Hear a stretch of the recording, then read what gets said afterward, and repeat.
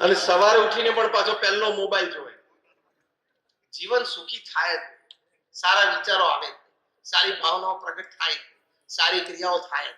સિદ્ધાંત સવારે ઉઠીને પાછો મોબાઈલ ચેક કરે, ડેટા ચાલુ કરીને વોટ્સએપ ચાલુ કરે, આમ દોડ મેસેજ આવે એટલે ખુશ થઈ જાય કે 30 ચેટ અને 55 મેસેજ છે.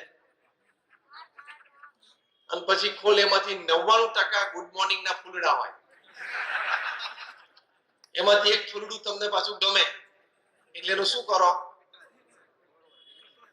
ખબર તો બધાને છે, કારણ કે એમાંથી એક ફૂલડું તમે આગળ બીજા ગ્રુપમાં છોડો એટલે મહુવાથી એ ફૂલડું જાય અમદાવાદ, અમદાવાદથી જાય મુંબઈ બીજા દિવસે, ત્રીજા દિવસે મુંબઈ થી દુબઈ કે લંડન જાય, ચોથા દિવસે લંડન થી ન્યુયોર્ક જાય, પાંચમા દિવસે ન્યુયોર્ક થી નૈરોબી આવે, છઠ્ઠા દિવસે નૈરોબી થી પાછું બોમ્બે આવે અને સાતમા દિવસે મુંબઈ થી પાછું ખાલી જગ્યા બધે પર નીકળે. આ અઠવાડિયાની મુસાફરીમાં કોક નવરો વચ્ચે બપોરિયા બેઠો એક ક્રોપ ચોપ કરે, કદી પાંદડું પાછું આગું પાછું કરે એટલે પાછી સવારી ચાલુ થાય. નવરાશ તો કઈ પાર છે કે નહીં? આપણને સમયની સભાનતા નથી, આપણા વિચારો અને ભાવનાઓ મજબૂત અને સવડા અને ઊંચા અને પવિત્ર રહેની સભાનતા ખબર નથી, એટલે જીવન સુખી થાય. એટલે આનો ટાઈમ રિસ્ટ્રિક્ટ કરી જ નાખવાનો, સ્ટ્રિક્ટ ડિસિપ્લિન રાખવાનું કે આટલો ટાઈમ. બહુ સરસ વિચાર જે આપણે હમણાં વાત કરી એ આપણા માનનીય પ્રધાનમંત્રી શ્રી આપેલો છે વિદ્યાર્થીઓને. અને હમણાં તમે 3 દિવસ પહેલા જ વોટ્સએપ ઉપર કદાચ તમારી પાસે વિડીયો આવી હોય તમે જોશો, ઇંગ્લેન્ડના પ્રધાનમંત્રી ઋષિ સુનક એને વિદ્યાર્થીઓને એક મેસેજ આપ્યો હતો કે તમે હાઈસ્કૂલમાં હવે મોબાઈલ ન લાવતા, અમે બ્રિટિશ ગવર્નમેન્ટ હવે કાયદો લાવે છે કે હવે વિદ્યાર્થીઓ એ સ્કૂલમાં મોબાઈલ નહીં લઈ જઈ શકે. એ મેસેજ આપવા માટે ઋષિ સુનક ઇંગ્લેન્ડના પ્રાઇમ મિનિસ્ટર એમને પોતાની વિડીયો તૈયાર કરાવડાવી અને બોલે પાછું કે જો મારે તમને એક સંદેશો આપવો છે, ત્યાં જ એમની મોબાઈલ રિંગ વાગે. આ બધું એમને ગોઠવેલું હતું. વચ્ચે કાઢીને પાછો કે હા હું કરું, હમણાં કરું છું, પાછો મૂકે. જો વિદ્યાર્થીઓ મારે તમને પાછી રિંગ વાગે, પાછું કાઢે.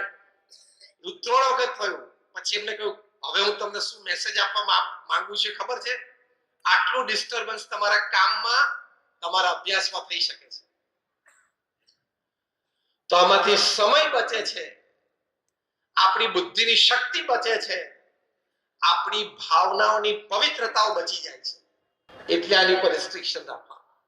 તો આપણા ફેમિલી વેલ્યુઝ, આપણા સંસ્કાર એ આપણા ખીલે. કારણ કે આ જનરેશન છે ને 4C જનરેશન છે. ક્રિકેટ, સિનેમા, કમ્પ્યુટર અને કોલા, 4C. કોલા એટલે બધા પીણા આવી ગયા. 4C જનરેશન છે. એને ડીલ કરવા માટે આવા પારિવારિક સંબંધો, પારિવારિક સમય અને પારિવારિક મૂલ્યો એ જાળવવા આપણા વડીલોની જિમ્મેદારી છે.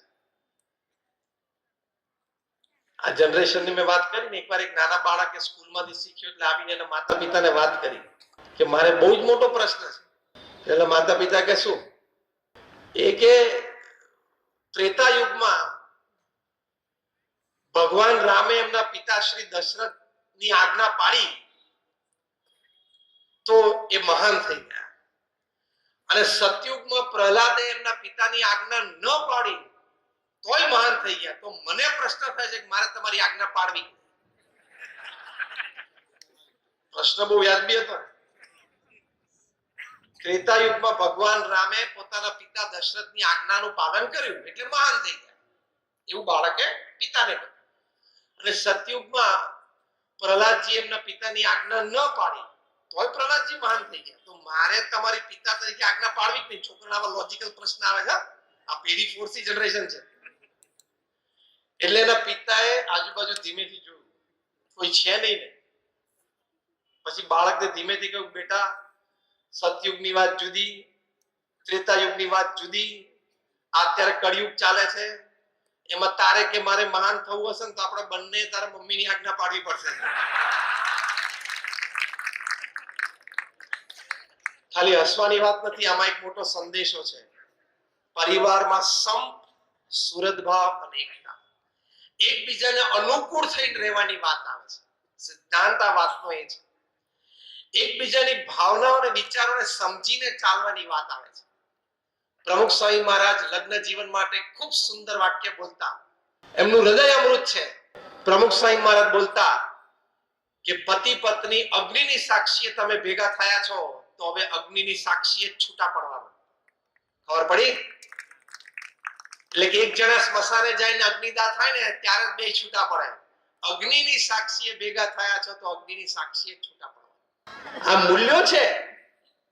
ખાલી હસી કાઢવાની વાત જ રસ્તામાં નથી, પણ tolerance, acceptance, apologies and compromise એ ભાવના રાખવાની. 60% તમારું લગ્ન જીવન તમારી ઈચ્છા પ્રમાણે ચાલશે, 40% તો કોમ્પ્રોમાઇઝ ને એડજસ્ટમેન્ટ કરવું જ પડે. હા કે ના? બોલો પહેલી બે લાઈન વાળા અનુભવી બધા. 40% તો કોમ્પ્રોમાઇઝ ને એડજસ્ટમેન્ટ ઉપર ચાલે જ છે. બધાય કરવું પડે દરેકના જીવનમાં, લગ્ન કર્યા હોય કે ન કર્યા હોય, પારિવારિક જીવન હોય કે ના હોય. 60% દરેક વ્યક્તિનું જીવન પોતાના ધાર્યા પ્રમાણે ચાલી જાય. બાકીના 40% માં એડજસ્ટમેન્ટ અને કોમ્પ્રોમાઇઝ કરવું જ પડે તો જ એનું જીવન સુખી થાય, બાકી ના થાય. Adjustment and compromise is life. તો એ શીખી જવા. એક વાત યાદ આવે છે. એકવાર એક પતિ પત્નીને લગ્ન જીવનના 50 વર્ષ પૂરા થયા એટલે એની માટે પાર્ટી ગોઠવાયેલી ને બધા મિત્રોને, સગાવાલા ને પડોશીને બધા આનંદ કરતા. વારાફરતી સ્ટેજ ઉપર આવીને એક એક મિનિટ પોતાના પ્રસંગો આ યુગલ સાથેના કે ભાઈ અમારી આ સ્મૃતિઓ એમ. ભાઈ બુદ્ધિશાળી માણસ બેઠેલો, મહુવાનો જ હતો લગભગ તો.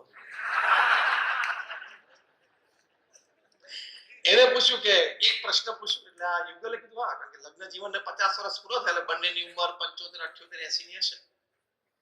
એટલે કે તમારું સફળ સુખી લગ્ન જીવનનું રહસ્ય શું?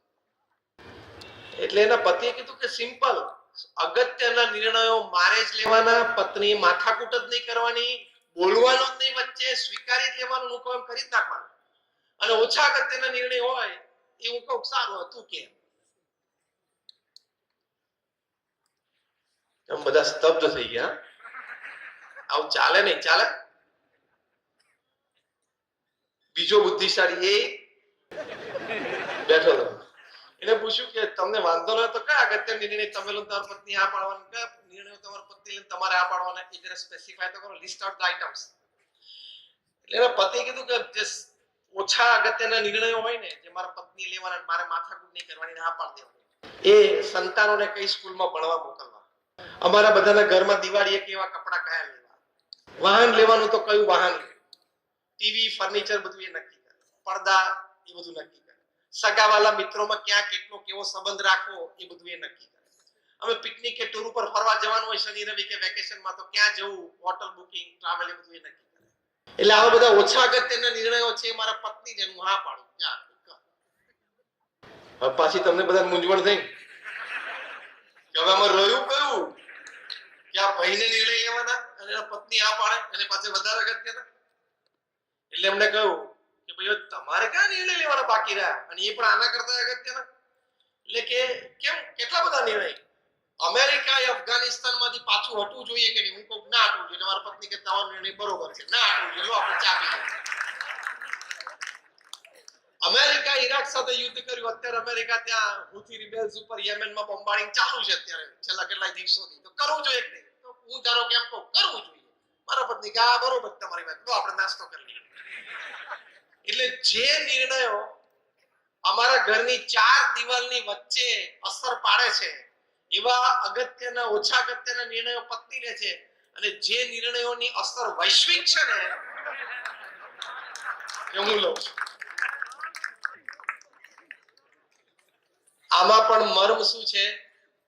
એકબીજાને સમજીને સુખે દુખે જીવન સાથે પસાર કરવું એ પારિવારિક જીવનનો આનંદ છે. અને સર્વોચ્ચ અને છેલ્લી અગત્યની વાત, આ બધા વિચારો, ભાવનાઓ, અભિગમની વચ્ચે અધ્યાત્મ છે, સત્સંગ છે, ભગવાન પ્રત્યેની ભક્તિ છે, એ જીવનને સુખી કરે છે. મહાન ભક્તોના જીવનમાં તમે જો, આપણા જીવનમાં જેવા નાના મોટા દુઃખ આવ્યા એવા તુકારામના જીવનમાં આવ્યા છે, મીરાબાઈના જીવનમાં આવ્યા છે, ભગવાન સ્વામિનારાયણના વખતમાં સંતો પાર્ષદો હતા એમના જીવનમાં આવ્યા છે. પ્રમુખ સ્વામી મહારાજ અને મહંત સ્વામી મહારાજના જીવનમાં પણ અનેક પ્રસંગો આવ્યા છે. પ્રમુખ સ્વામી મહારાજે જેટલી એમના જીવનમાં સફળતાઓ જોઈ છે એટલી જ નિષ્ફળતાઓ પણ એમને જોઈ છે.